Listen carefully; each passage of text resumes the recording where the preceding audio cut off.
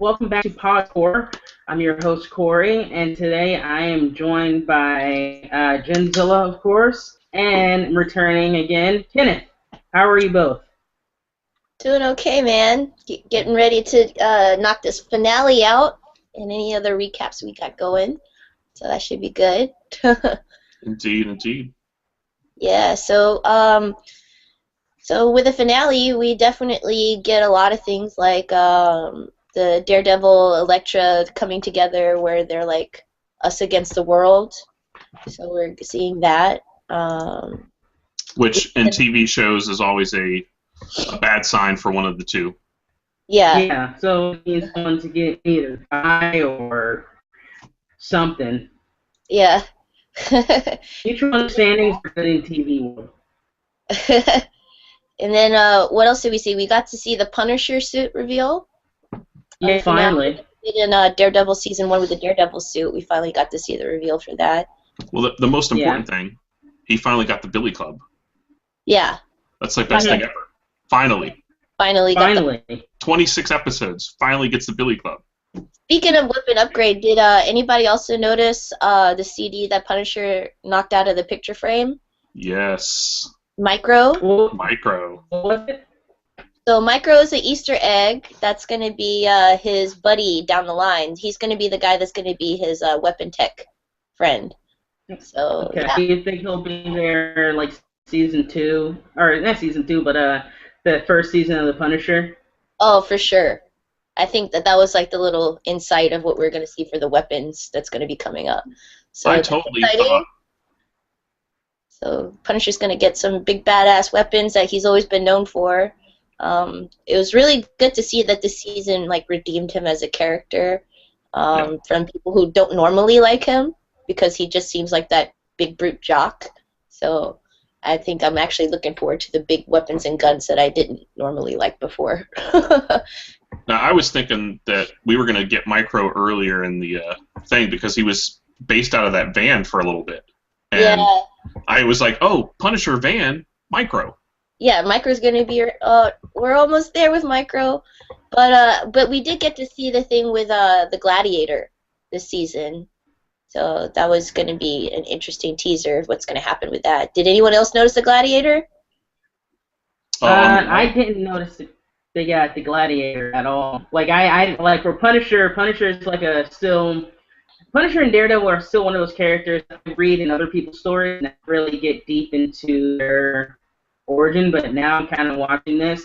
I kind of want to start not from the beginning, but somewhere in the Punisher's repertoire and get to know him just a little bit. Yeah. But Gladiator is actually going to end up being a villain, which is actually Matt's friend that's been working on his suit. So notice, he like showed Matt like, oh, look what I got. So he's going to start building up on his armor as well, because he's known to do that. Well, they show 2 quick little Easter eggs. They show him with a buzzsaw, which is what he uses in the comics, and they also show on the wall, and I think it was on the wall in the first season too, the picture of the Gladiator. Yep. So that's kind of fun. Yep. Fun. Now, side note about Micro before I forget. In Agents of S.H.I.E.L.D., Sky actually mentioned Micro. Yep. There's a few tie-ins with Agents of S.H.I.E.L.D. on this season. Yeah. That's why I was actually kind of wondering about the Commander being a Skrull.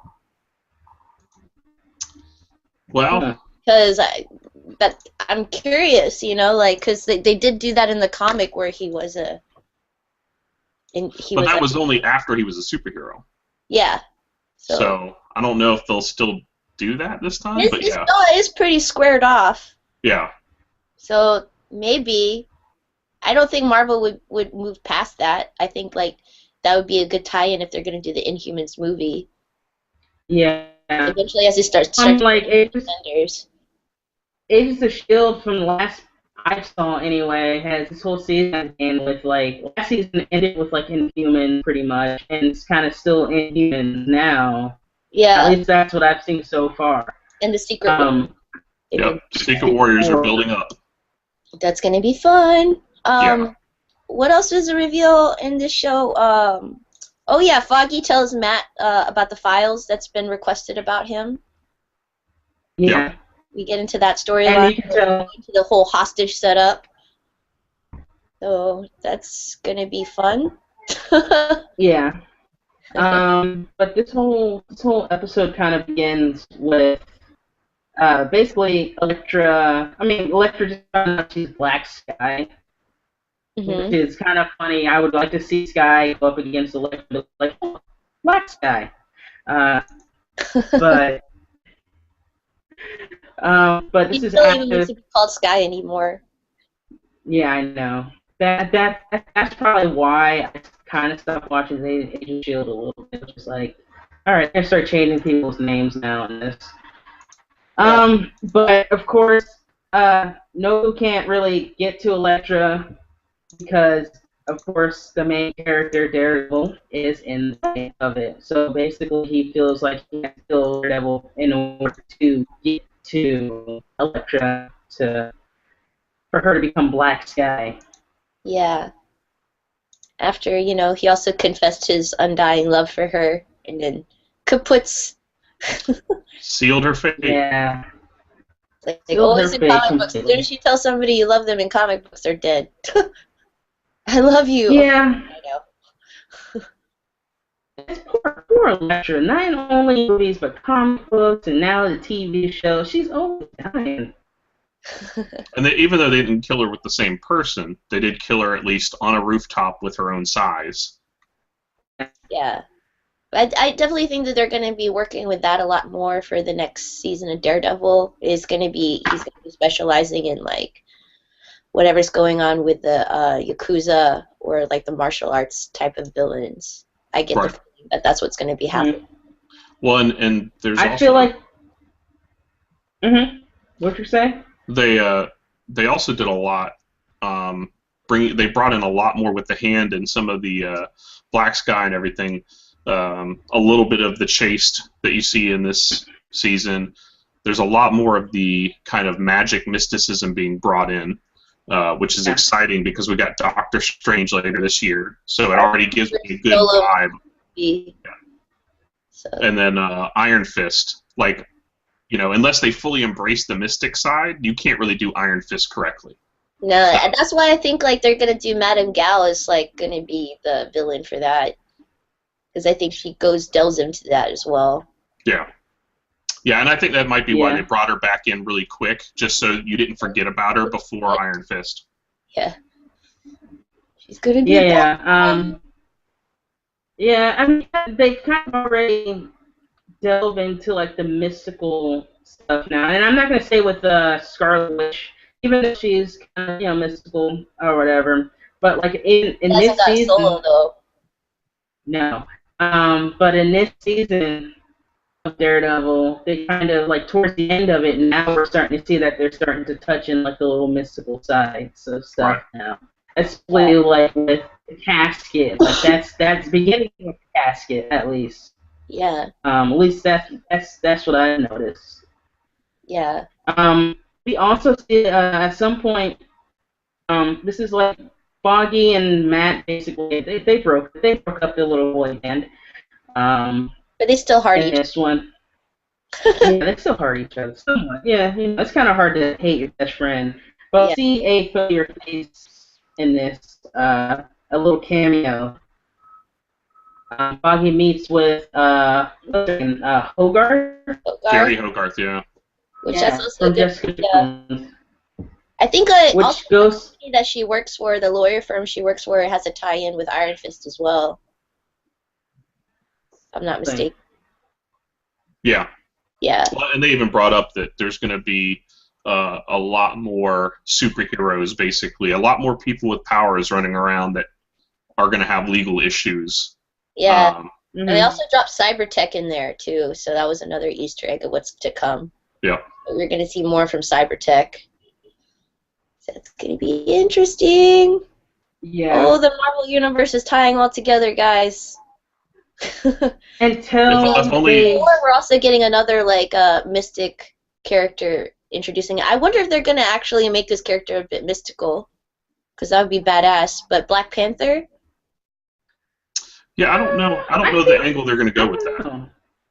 That would be very unfortunate. I mean, I guess I think that was like one of his best runs in his comics. Was like the ones that was written for him to be more of a mystical character. I'm not mistaken. Which writer did that one? If I'm not mistaken. Well, I hear you clicking, so I'll let you look it up. Yeah. And while looking up, as the show goes on, somehow Karen ends up as a hostage, part of Nobu's captives or whatever. There was some woman in there who apparently that she was just like her and Karen were looking like just eyeing each other completely. The woman that shot that one dude for no reason in the head. I've heard a couple of theories on her. I don't know if how deep this goes into what people know about Daredevil. Obviously, a lot of people just got introduced to him, but there's a possibility, and it kind of made sense a little bit. Typhoid Mary. Oh yeah, somebody said that there was like a little teaser about that in there. That was possibility. Yeah. Now who's she from? Now where's she from? She's also from the Daredevil universe. Yeah. Okay.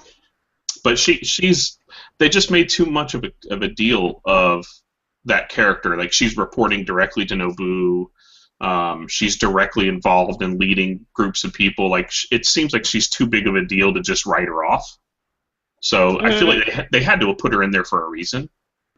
I guess we'll see how that goes. Yeah.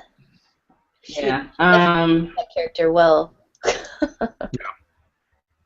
But Karen Page ends up getting part of a hostage situation now. There's another guy in there that they were able to tell the police where they were because he was wearing a tracker or whatever, a house bracelet thing or whatever. Good Just how Punisher would find them as well. Right. Yeah.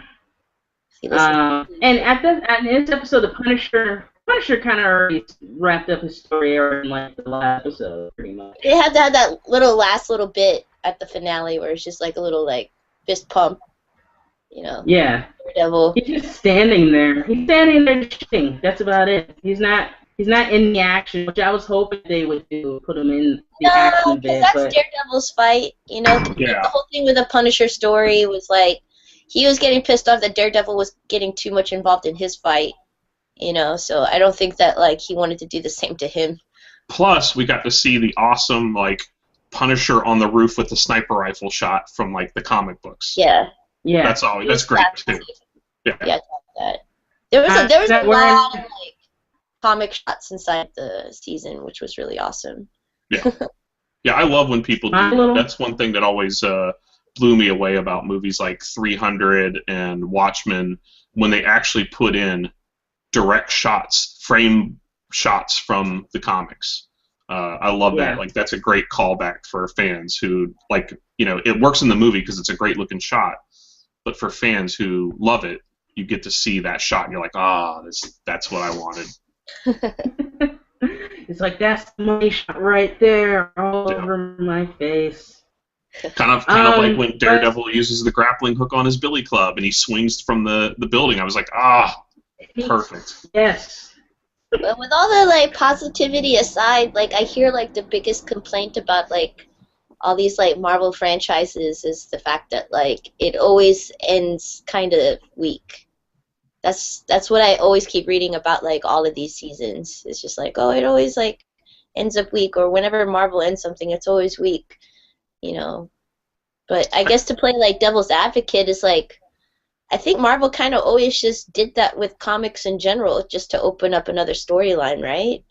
Exactly. Yeah. They kind of end it where they can, not knowing what they're going to be able to do next. I almost kind of felt like with them putting as much in as they did in the season, it was almost as if it really could have been 2 seasons, but they don't know how much they're going to get to do. So they threw in a little more than they probably should have to try to get a lot out there. It's what you call the team. I don't think anyone could argue the first 6 episodes were like the strongest. Right. Yeah. No. It's what you basically call what I call the TV rule. It's just like for the first couple seasons, at least the first 3 seasons, you're gonna try to throw everything you can in there because there's a certain amount of stories. There's a certain amount of time you have, especially each episode, to put to have this character do something or whatever. Especially if it's on Netflix now, you got someone binge watching this at the same time, and not going through like normal season. So they have a little bit more time, but I feel like a lot of the Netflix shows are still kind of stuck in that normal television, timeline where it's just like, okay, we got as much stuff as we can because we don't know if we're coming back for another season. So. Yeah, you could say that, but nobody can deny that Fuller House had a perfect season. Let's not get started on that. It's a whole other episode. We're not talking Fuller House right now. Believe that.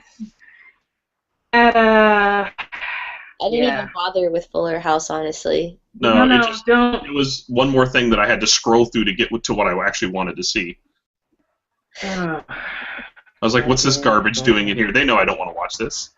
They've got a season 2 coming too. God damn it.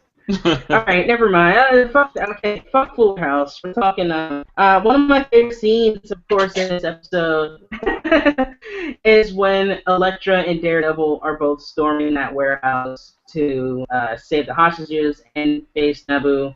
I keep saying, I meant Nobu. Yeah, Nobu. I just got them watching Star Wars earlier. Yeah, I was like, is this where Princess Amidala comes in? Yes. She comes in. They're all Disney now. That's true. So, and everyone who's watched Patton Oswalt's big speech knows that they're going to cross over eventually. I like the animated version of that. But no, they come storming in, and of course, Karen Page is in. I like Karen Page a lot because she gets into a lot of shit, and I feel like she's just a person who's just there at some point. Oh yeah, Brett calls her out in it. But when she comes out, Brett's like, "Is there anything that you're not involved in?" Yeah. Exactly. I'm with the cop right there. I'm like, whoa. Like, I wouldn't be surprised if someone just went back and cut her into each Marvel movie just as a major character, but she's just there. Like in the Battle of New York, she's just there running through the street. So what am I doing here? I was this special, and then a bunch of robots came. Someone should just do like a fake YouTube video about Karen Page just being at the scene of all accidents, like a conspiracy theory video. That'd be awesome. Trademark. Karen Page is part of the Illuminati, a conspirator for all these tragic events. That'd be awesome Look to at her do. in 1964 with JFK. And you see Magneto there trying to get the bullet. Yeah, it's like, oh, okay. But my favorite scene of that is when they're both stuck. Elektra and Daredevil are both stuck in this little stairwell or whatever area. One going and they're trapped between going downstairs and going up on the roof. Basically, it's surrounded, and they're just like, okay, yeah, we're in this shit right now. This is pretty. If I don't make it, then I love ya. That's it. I mean, that's basically what it was. that was also like a really emotional scene, especially with that episode. I feel like the most emotional scene was probably like when Punisher was inside the hospital. Mm-hmm. That one really pulled the feels for me. I was like, am I getting misty for Punisher right now? Getting a little misty. I think there's a lot of women who got misty for Punisher this season. Yeah. There was the whole family man. Like, why is that how voice right now? It's worth their tears. But I mean, the whole episode basically is just a whole big showdown, and that's it. I liked it. Because it was just like an hour-long climax to me, or whatever. The one thing I am looking forward to is seeing how they pick up season 3 now. Like I read online that Okay, well, now that they've done Wilson Fisk, they've done the Hand. Are they going to bring in Bullseye? Is he going to be somebody new? If they do, how would they do that? Or whatever. I mean, Yeah. I could see them kind of doing that. I kind of see them doing that, doing like a whole like Joker route. This whole thing, where not where he plays like Joker, but like the mob or somebody higher up hires him to basically do the storyline from the Daredevil movie almost to a point. Not like Wilson Fisk hiring him, but like somebody hiring Bullseye to take out Daredevil because Daredevil's been taking out a lot of people and like he's been busy for the past year or so. I'm a little confused. You said Daredevil movie? There hasn't been a Daredevil movie. I'm sorry to bust your bubble. No, that doesn't exist. It never happened. It never happened. Never happened. Also, you know what else happened? Kingdom of Crystal Skulls. That happened. No, that's not a thing either. They're about to make the next movie finally. It is American propaganda. Never existed.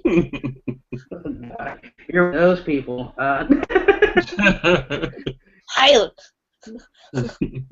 Actually, I have a friend that doesn't acknowledge Indiana Jones in the Kingdom of Crystal Skulls at all. Like I bring up, he's like, oh, that's a nice story. That's a nice fiction that you have there.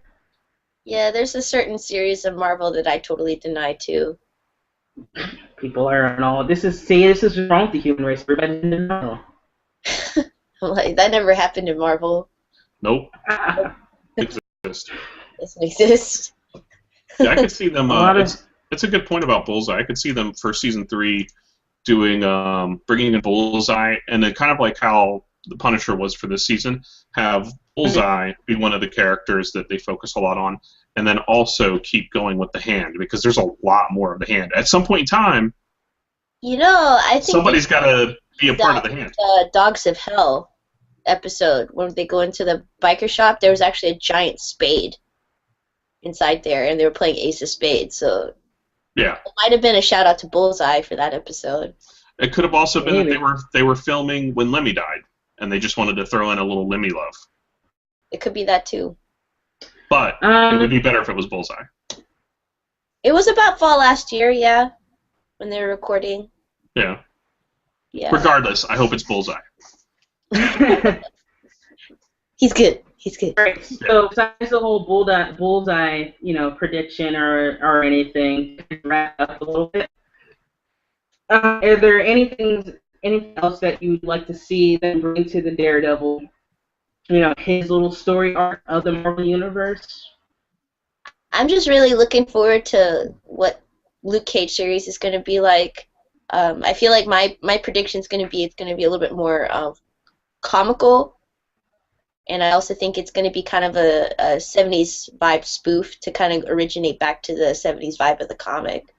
So they have to make at least a couple of jokes, like 70s like jokes, yeah. Like kind of Shaft style. Yeah. I feel like they're gonna give that feel to it, mixed with like a hip hop element to it. So it should be exciting to see what they do for the Bronx. And they got to bring in, even if it's like the last episode, Danny Rand has to appear somewhere in there. Has to.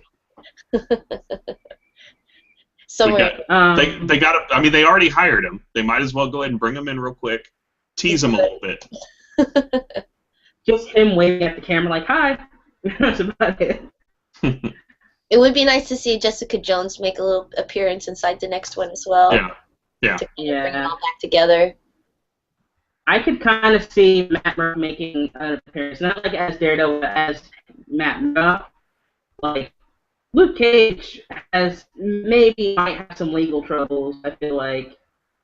He's going to have legal troubles. I think there's going to be, I think the Hogarth character is going to be the tie-in, and same thing with the Benjamin character, his lawyer. Yeah. He's going to be into it too, so it's going to be fun. Fun. What about you, Ken?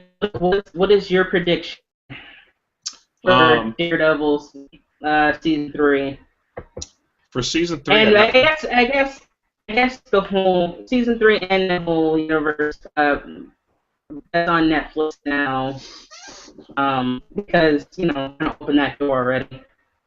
Yeah, I'm really excited to, in a way, to get the next season of Daredevil after the Defenders, because at some point in time we have to see the Hand make a deal with the Daredevil.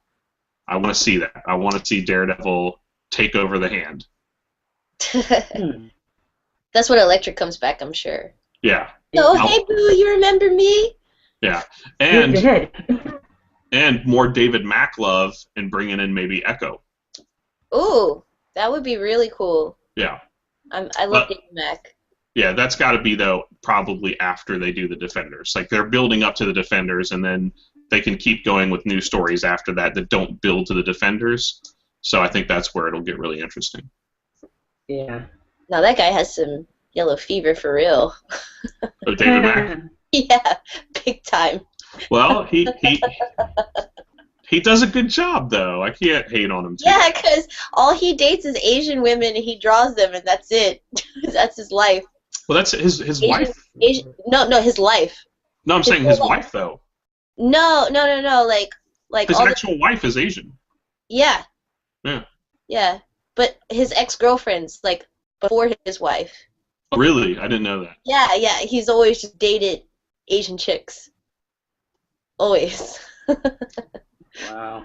Little thing about David Mack. All right, David he was nice to me. Well, yeah, okay. Okay. Makes sense. I didn't know this story. What happened? No, he just signed some toys for me. All right. Okay. Until that tragic accident happened. Oh. Where all my toys got destroyed. Now you're making it depressing. One time, MC Chris. one time, MC Chris signed a toy for me. That's not quite the same, but I love MC Chris. MC Chris, MCP pants. Yeah. Oh Lord! All right, I think we're good here, everybody. Well, thank you both for coming back for doing this. This is the end of the Daredevil review. I'm sure I'll have more reviews for you guys soon. Maybe not as long. The reason why this one was so long is because it's a whole TV show, basically, on Netflix. Stay tuned for more PodKore stuff. We'll be seeing you soon. Bye. Peace.